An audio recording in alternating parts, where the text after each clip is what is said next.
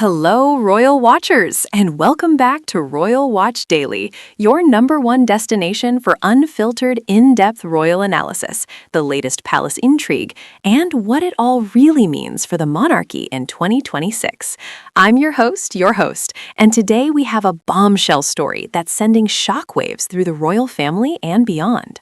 Just yesterday, on March 1st, multiple outlets, including the Daily Mail, People, Page 6, and Sky News, reported that Princess Beatrice and Princess Eugenie have been quietly told they are not welcome at this year's Royal Ascot, one of the most glittering, tradition-soaked events on the royal calendar. No royal procession carriage ride, no seats in the royal box alongside King Charles, Queen Camilla, the Prince and Princess of Wales, and the rest of the senior royals. The sisters, who have been fixtures at Ascot for years, have reportedly been completely blindsided by this exclusion. This isn't just any snub, it's a very public one, timed just days after their father, the disgraced Andrew Mountbatten Windsor, formerly Prince Andrew, was arrested on February 19, 2026, on suspicion of misconduct in public office. He was held for nearly 12 hours and released under investigation, with no charges yet filed. But the damage? It's clearly rippling straight to his daughters. Let me break it all down for you step by step, with the full context, the why now, the family dynamics at play, any hints of internal feud or pressure, and what King Charles is likely thinking behind palace walls. This is Royal Watch Daily going long form. Grab your tea, hit pause if you need to, and let's dive in. First, a quick refresher on Royal Ascot. Every June, this year June 16th to 20, the racecourse in Berkshire becomes the epicenter of British high society.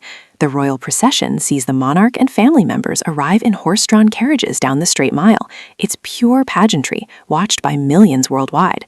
Beatrice, 37, and Eugenie, 35, have been core participants for over a decade. Photos from 2017, 2018, and right up to 2024 show them elegant in fascinators and gowns, laughing with cousins, waving to crowds. Ascot was one of the few remaining safe public royal outings for the York sisters after their father was stripped of his HRH-style military titles and patronages in 2019 and 2022. Now the report. Sources close to Ascot told the Daily Mail, in a Mail on Sunday exclusive published February 28/March 1st, that the princesses have been explicitly informed they cannot attend this year. One insider said, "I've spoken to my friend who works at Ascot and they said the girls have been told they can't be there this year. Beatrice in particular has taken it the hardest and feels completely blindsided." Another detail emerging across outlets like Marie Claire and The Mirror, royals have reportedly been advised they cannot pose for photos with Beatrice or Eugenie for the rest of 2026 as part of a broader push to limit their public-facing appearances. Why is this happening? The stated reason ties directly to the ongoing fallout from their parents' links to the late convicted sex offender Jeffrey Epstein. Andrew's friendship with Epstein has haunted the family for years. Flight logs, photos, the 2019 BBC car crash interview, and Virginia Giuffre's settled lawsuit. Sarah Ferguson, their mother, has also faced scrutiny for her own past associations. With Andrew's February 19th arrest, on his 66th birthday no less, the scandal has reignited like wildfire. Palace insiders are in full damage control mode, desperate to protect the monarchy's image amid calls for more transparency and a slimmed-down firm under King Charles. Is this a family feud, or just pragmatic pressure? Let's be real, this feels like a deliberate distancing. Prince William, who has long pushed for a modern, scandal-free monarchy focused on the core four, himself, Kate, Charles, and Camilla, is widely reported to be the driving force behind excluding the York branch from high-profile events. Sources describe it as part of a wider decision to ice out the sisters from the royal fold for the foreseeable future.